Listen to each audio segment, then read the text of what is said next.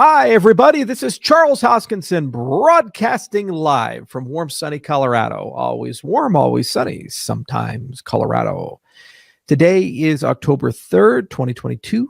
It's a spooky month, the month of Halloween, the month of Canadian Thanksgiving for all you Canucks up north, and a lot of cool things. So there's CNFT Con. I will be there. And then there's also Big Pay's event, Rare Bloom, that's coming on. And a lot of other cool stuff. So it's going to be a busy month, but I did want to make a video, slightly technical, but not too bad, about Basho, because a lot of people ask about it. And these are the last two eras of Cardano. So, wah! As always, the nice screen. Let's get right to it. So there are two eras left for Cardano. There's Voltaire and Basho. Okay. And they're being done concurrently. So like all things, we try to make things run as quickly as possible. And the Basho team is very different than the Voltaire team. So the Voltaire team is all about governance, and there's an enormous amount of progress that's under the hood. And this is things like the members-based organization, a constitution. There's lots of SIPs that are currently being drafted and soon to be announced. And we'll have a lot to say in November about all of this. It'll drip its way out. So not too long, and that's going to be at the Cardano Summit. But let's talk a little bit about Basho. So Basho has a lot of stuff in it. So there was diffusion pipelining, was an example. And this is a spectrum. So we launched version 1. But there's all kinds of optimizations that can be done there. And this came with Vossel. We've already seen a huge impact. There are improvements to Plutus.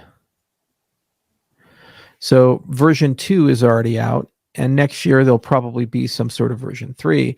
And we've already seen a huge impact. Some people say a 10x reduction in script size. And all kinds of things. So lots of cool stuff there. These are known things, and we've already seen some of these things come out in Vossel. So we're actually already starting the Basho era. We're in it right now. But then there's some things that are on the horizon. So there's Mithril, for example, and Mithril is rapidly approaching version 1. Whether that happens this year or not remains to be seen about the development velocity. But SPOs are already testing it. We already have a pretty nice open source project materializing, pretty good documentation. And there's a lot of open questions of, well, what does Mithril do for scalability? Now, if you're on cryptocurrency Reddit, they say absolutely nothing, and it achieves nothing, and it's just all made up marketing speak. And that's because they're idiots. So we won't pay much attention to them. The reality is that Mithril is one of the biggest pillars of Basho. So what Mithril does in a nutshell is that you have your layer 1. So this is Cardano. And really what it's doing is it's creating this kind of this overlay and layer 1.x-ish. And that overlay basically gives you the ability to construct proof certificates. And that's a super useful capability. Like, for example, when we think about SIPs for on-chain governance, just as an example. Now, the naive way would be that everybody votes. Okay, well, that's fine. But what happens when you have 3 million votes occurring for each thing? Wouldn't it be really cool instead to construct all of that off-chain in a network and then just aggregate it together as a threshold signature and have a single transaction occur on-chain? And that has the same impact and the same trust assumption as if you've aggregated all 3 million of those. Well, that's effectively what Mithril does. And the special case of Mithril right now is for light clients and for fast bootstrap. Okay. So basically bootstrapping a full node quickly and then giving light clients full node security, even though they are a light client. Well, this is a framework, and it's a networking framework and a proof construction framework and a commit framework to get it onto the Cardano main chain. And that framework is basically going to allow many to one or some. Part of scalability is saying, well, hey, we want to do lots of stuff in just one thing. If you kind of think about what's happening with version 2 of Plutus, it's doing the same thing with reference inputs and reference scripts and inline datums and these types of things. It allows you to basically have reusability. It allows you to compress a lot of things that are happening. So you're going from many to one. So instead of doing something in 500 transactions, you do it one transaction, and it's just constructed a little differently. The nice part about Mithril is it's moving very quickly. And the nice part about Q4 to Q1, this time horizon, is that we get this fast bootstrap and light client application, but we intend on using Mithril in just a moment. We'll talk about it. Input Endosers. We intend on using Mithril for voting. And we intend on using Mithril for other applications that come up in that many to one concept. Okay. Then we have Hydra. And Hydra is also fast evolving. And version 1 is another one of those Q4, Q1 situations. And these are public roadmaps. You can actually go to GitHub and look at the repos for them. And you can actually see the roadmaps real time. And they're on different release cycles. I think it's 3 weeks here for the release cycle. It's a very agile project. 2 weeks here for Mithril. Nice proof of concepts as they go through. And basically, Hydra, a lot of people think that Hydra is kind of like this, because there's conversations about it, that Hydra is like this overlay network that's going to sit on top that the SPOs run, and they run all these heads, and the heads communicate with each other, and somehow it's some sort of accelerator network. You could certainly imagine a world where that's the case, and for things like microtransactions, that would make a lot of sense. But the current version of Hydra that's under construction is more like basically a dApp embedded software.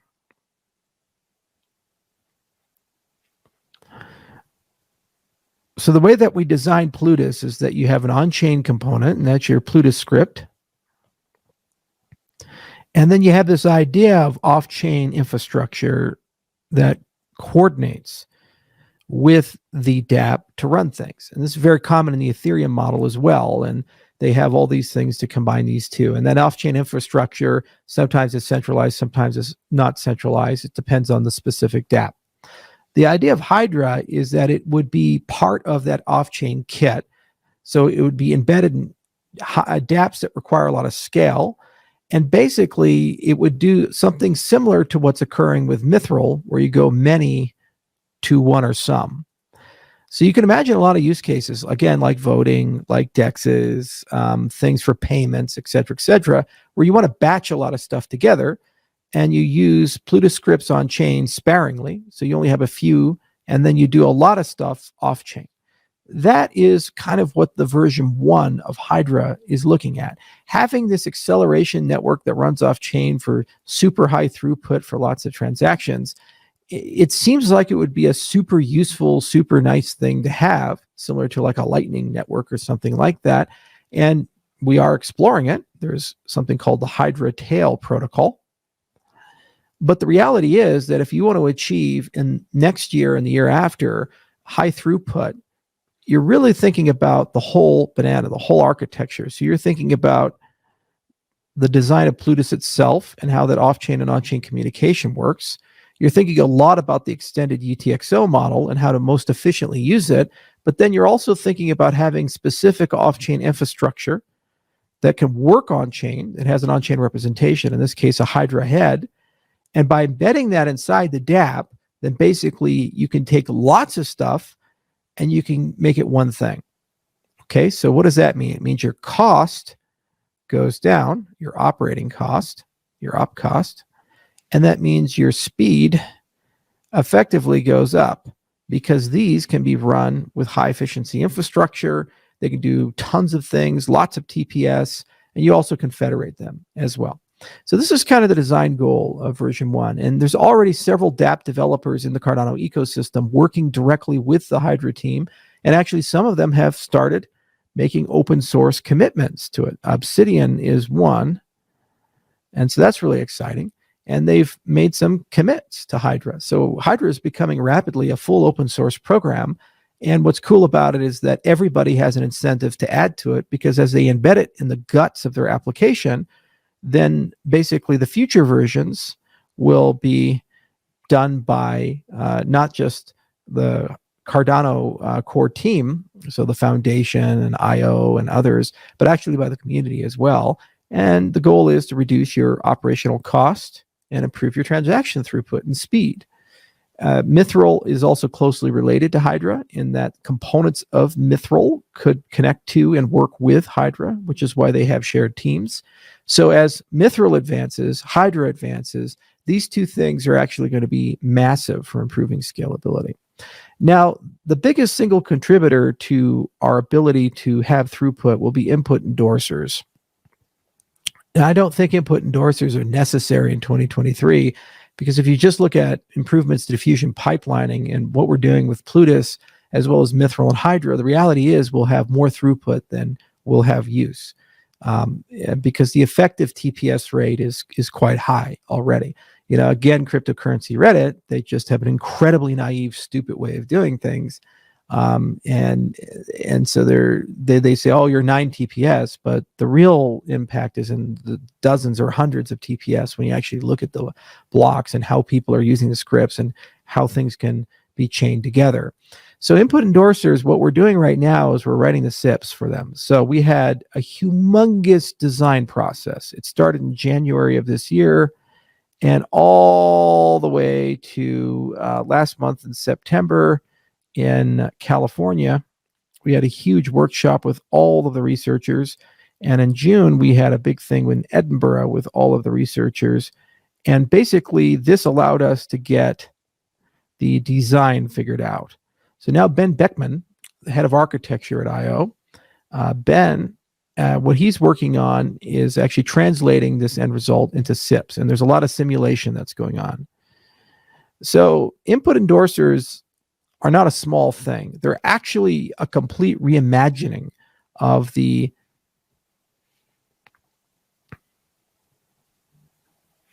blockchain structure.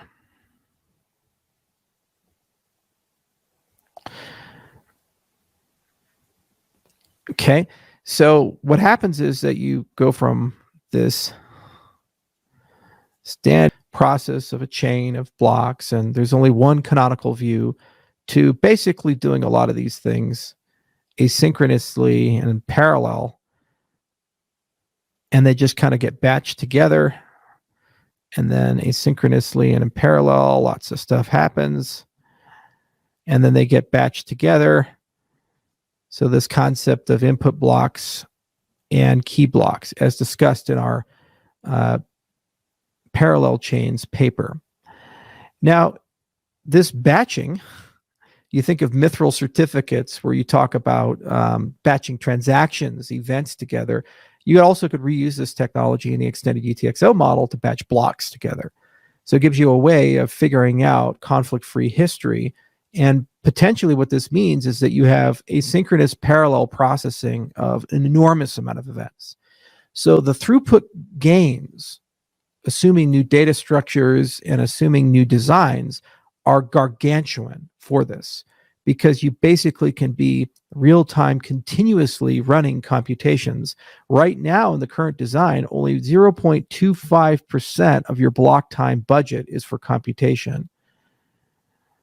So running execution of scripts. So that's incredibly limiting.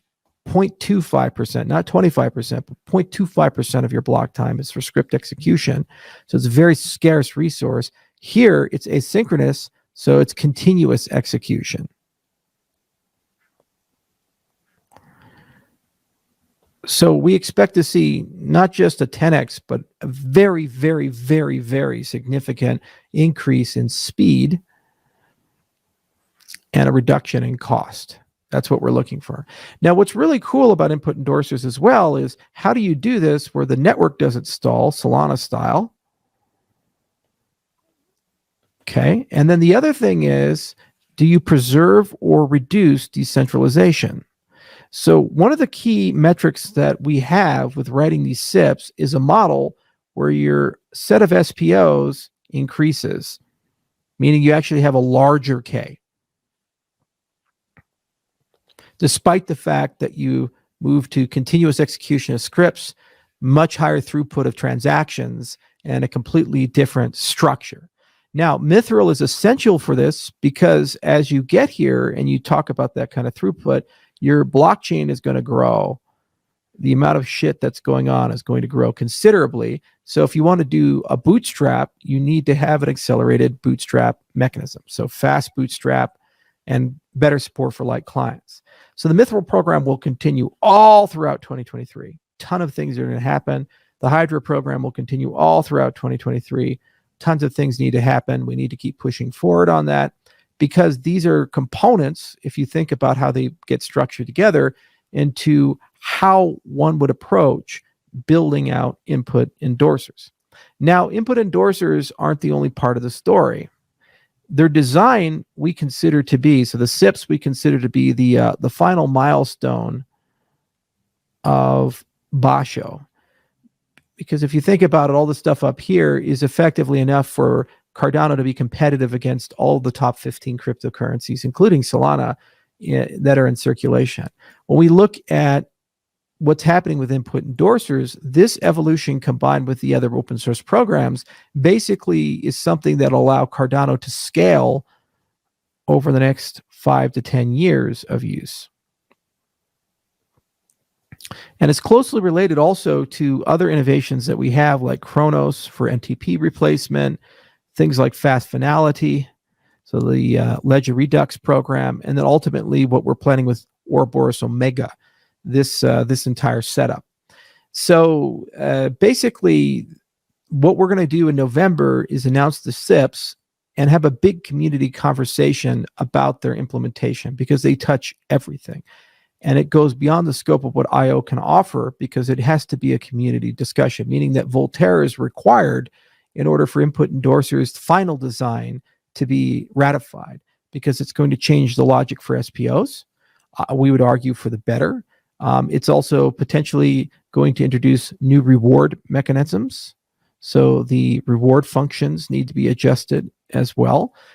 It's going to change how staking works a little bit, these types of things. And there needs to be some competition in the ideas. Like, for example, DC Spark has expressed some interest in examining the SIPs for it. So there needs to be a long community review because it's such a huge component. And the question is, how do you avoid network stalls? How do you ensure further decentralization of the system? How does the system be more fair to SPOs and do good things for them? And then also, how do we reuse and leverage existing technologies like Mithril, for example, and Hydra, for example? So this is all a big, big part of the Basho agenda. The last thing is sidechains. And the idea here is that you use Ouroboros to bootstrap a sidechain. So that sidechain will take from Ouroboros some set K of SPOs, and that becomes the quorum with a BFT protocol of the sidechain. And there's also a bridge to move value back and forth. Oh, by the way, this is also talking about Babel fees and tiered pricing as well. So there's a huge reset of the pricing and fee model as well with input endorsers. So anyway, so there's a bridge component and then there's a BFT component. And so you have your main chain and then you'll have this ecosystem of side chains. So why? Well, because side chains are going to have their own business logic, their own application domain, and that's a lot of TX volume. If that TX volume is being held by a side chain, then all of these things are being done in parallel. meaning that the processing of those side chains doesn't reconcile on the main chain, so it doesn't consume the resources of the main chain. So it's basically like super Hydra. Hydra's dApp-specific side chains are ecosystem-specific, and ideally the side chains would be doing things like different computational models, like EVM, or perhaps privacy, maybe supply chain. It could be loyalty points or NFTs. And you could build these things bespoke specifically for that logic, but users and value and other things through a canonical bridge will be able to move back and forth and represent it as a Cardano native asset on the main chain, and then take advantage of ledger support, Trezor support, exchange listing, DEXs, all of these types of things. So it uses the main chain for security, liquidity, and other such things, and infrastructure like wallets, these types of things. Now, what's really cool about sidechains and Cardano is if you hold ADA, okay, right now you get staking rewards with ADA. Okay, well, these SPOs that are selected to be part of a subset, well, they're doing work. And you're partnered when you're staking with people. When you delegate, when you set up a stake pool, you get compensated if you do work. So if they're maintaining the state of these systems, they actually pay a reward for that work that's being done. Well, that reward would then go to the SPO via their fees, but also the people who have delegated. So when sidechains are implemented in the future, your staking rewards will go from just ADA to all the coins that those SPOs have contributed to and made blocks in. So you'll actually get a flow of these. So there does need to be a little bit more work on how to set that up. And that's contingent on how the BFT protocol is set up.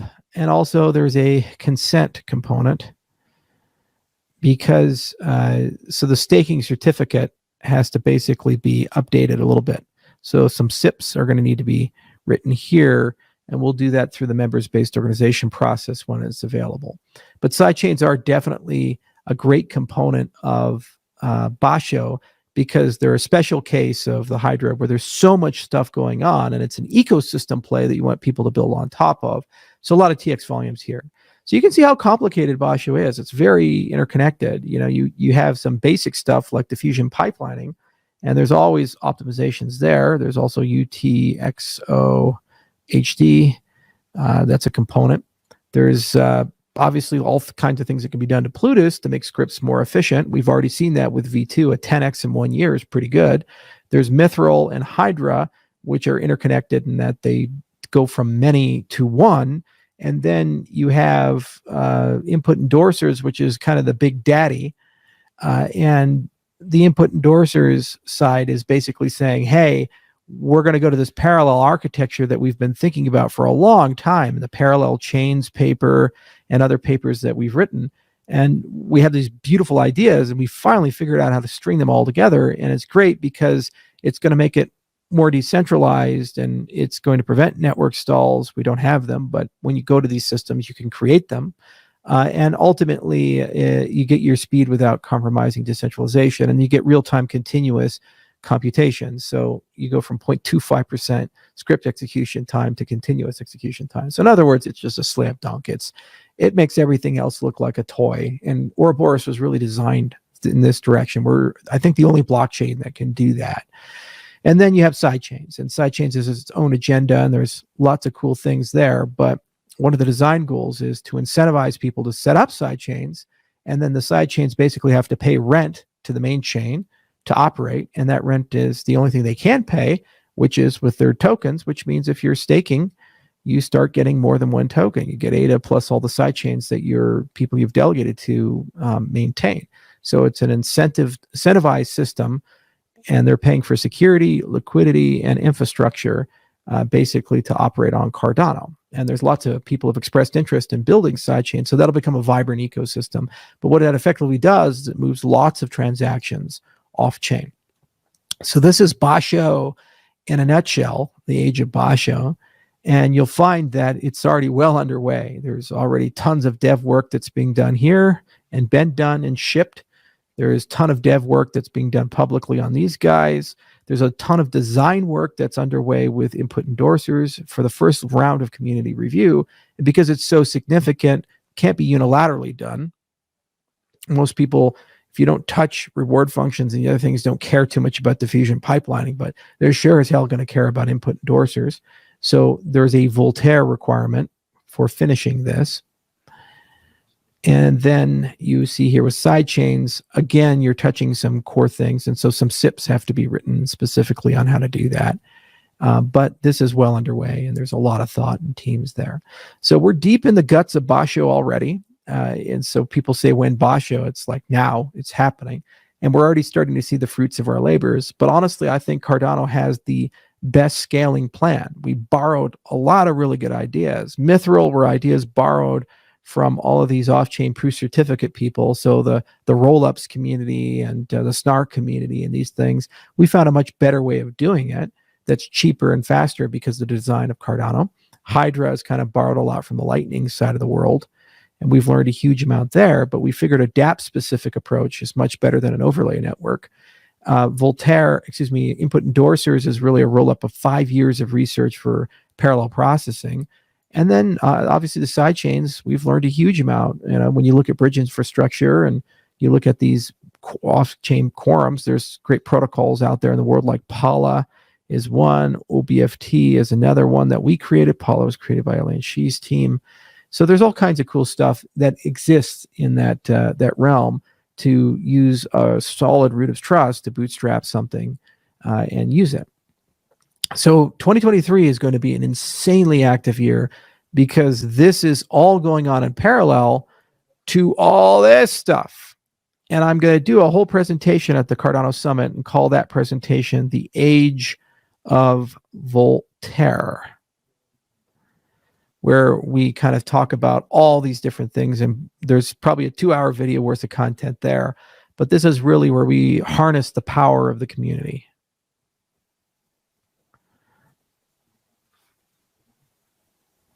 Harness the power of you. We bring you guys together and we get them together, and there's just a ton of SIPs, a constitution that needs to be ratified, a members-based organization to be set up and get everybody rolling. Now, some of the things that Basho will give capabilities to Voltaire, like for example, there is a special application to run on Mithril and a special case of the Hydra Head protocol, which will probably replace how we do voting off-chain with Catalyst and bring that on-chain to Voltaire, as an example. So there's a whole research thread that's going on right now and a fast track to augment the dev that's working on Mithril to facilitate that, just as an example. There are other things that are entirely new concepts. And there's already been some things that have been rolled out, like, for example, SIP 47. It's being updated a little bit, but it's an essential component in the age of Voltaire. Our long-term goal is a tricameral governance model, controlled by the community, completely endorsed by the community. And that's not a long-term goal. It's a 2023 goal. It's got to get done because this is our primary USP. Ethereum has already decided, because dear leader Vitalik has decided it, that on-chain governance is a fool's errand, which means that they don't harness the power of their community to run things, whereas we will. And that's how we compete. If you have 3 million people doing things, thinking things, building things through a constructive, collaborative process, that's an army that no one in the world has. We can build any type of technology. Basho is mostly technology. When you look at it, it's a lot of stuff, but it's just technology at the end of the day. And a lot of these things are connected to those 150 plus papers that we've written. We've really learned a lot in those 150 papers. And now we're reaping what we sowed. We're just basically rolling out a lot of really good ideas, and these will get it done to have high throughput inside the system, without compromising security. This, on the other hand, requires you. You're part of that. You matter. Voltaire is a huge component in that tricameral governance model. We think is really going to get things where they need to go. So November is the time to talk about that. You'll see lots of little Basho tidbits drop, especially in November and beyond. So Input Endosers, for example, November, we'll probably have something to say about sidechains in November. And then just keep playing with Mithril and Hydra. There's already a lot of community playing there and a lot of cool things. And then obviously the Plutus program is all about getting Plutus to be more efficient. So there's a ton of great feedback we've gotten from developers about new capabilities they want with Plutus, and we're learning. This is also why we set up the UTXO Alliance. There's a lot to be said there, and there's a ton of blockchains that have joined it, and they have the same scale issues that we have. So we're all learning together from Ergo and Horizon and all these other programs. But I hope this conveys to you guys just how much careful thought has gone into what we've done as a project. And it's really important not to pay attention to the noise. There is no information value at this point on our critics with Twitter or Reddit. They just say the same things again and again. Ghost chain, it's nothing accomplished, nothing built. Meanwhile, when you see all this, you see the code, you see them running. We say it's going to happen. It happens. And the ecosystem is doing it. We're moving forward, and we're moving faster than, frankly, any other ecosystem. Ethereum spent 7 years to give their community a staking model that is vastly inferior to ours. It's custodial. It's not liquid. It's really just a mess. And maybe one day you get your money back, but right now Ethereum's the Hotel California of the cryptocurrency space. And 7 years of effort with 10 times the resources we have. Meanwhile, we figured it all out in 2020 and brought it to market. And now we're talking about how do we take it to an exponential level where basically the system scales with the network speed forever. And Mithril is a framework that we can just keep adding to year after year, and we absorb all of those capabilities that people in the rollups community are talking about and the inclusive accountability community are talking about. And Hydra is DApp infrastructure. It just becomes something that every year gets better, and there's more stuff that gets put into it, and it becomes something every DApp uses to accelerate themselves. And then other things like Plutus, it's a language. It'll continue to be version. We'll continue to gain capabilities with it year after year. So not only has a lot been accomplished, we realized the vision of Bitcoin. Color coins, Cardano native assets. Lightning is basically what Hydra has achieved. Inclusive accountability means that everybody has a copy of the blockchain, even without having a copy of the blockchain. So you're your own node, you're your own bank. When you look at Input Endosers, it creates a network that can scale to billions of users eventually and tons of things going on without sacrificing decentralization. The system gets more decentralized over time. And then Voltaire, that one CPU, one vote notion, that idea that everybody can contribute in governance, I think we will be there. So all the things that Satoshi outlined, we finally realized in some way or another in this project with this community, and we're just getting started in that respect. So I wouldn't pay too much attention to all this madness that people have, and just keep the nose to the grindstone and know that, things are moving along and accelerating. We keep delivering despite all the criticism, and we keep growing. And actually, there's tons of great programs and projects on Cardano as well, and it's really exciting to work with all of them. So anyway, I hope this video helps and gives some clarity. It's a lot of fun working on these types of things. And it's really a lot of fun to see them all come together. And it's fun to see third-party contributions. It meant the world to me that Obsidian made some contributions to Hydra. That tells you it's real. It's going places when third-party developers come in. The MBO is going to bring a ton of innovation to the space, a ton of diversity. There's thousands of things to mention: the wallet certification program, the node certification, and AGDA spec, all this stuff. It's here, and we're pioneering, we're leading, and everybody in the space keeps saying, well, what will we do for this? What will we do for that? And we just keep leading, we just keep innovating, and we keep showing them how to get it done. We haven't even talked about identity yet. My God, that's a huge topic too. So I hope this helps, and I hope you have a better idea of what Basho is and what it isn't. And I hope you see how it's being rolled out methodically in a standards-based process through SIPs and a lot of community feedback, It's being co-built with the community. Community members are building dApps to integrate these capabilities. And if you want to participate, call to action is bootstrap Mithril. Go talk to the Hydra team about integrating Hydra into your dApp. And then if you are capable of reading SIPs and playing around with that, when the SIPs hit in November for Input Endosers, participate there. And if you think your application is so significant or platform is so significant it requires a sidechain, will become part of that conversation. The MBO will facilitate spin-ups in that respect. And obviously code just keeps coming. So thank you guys. Cheers.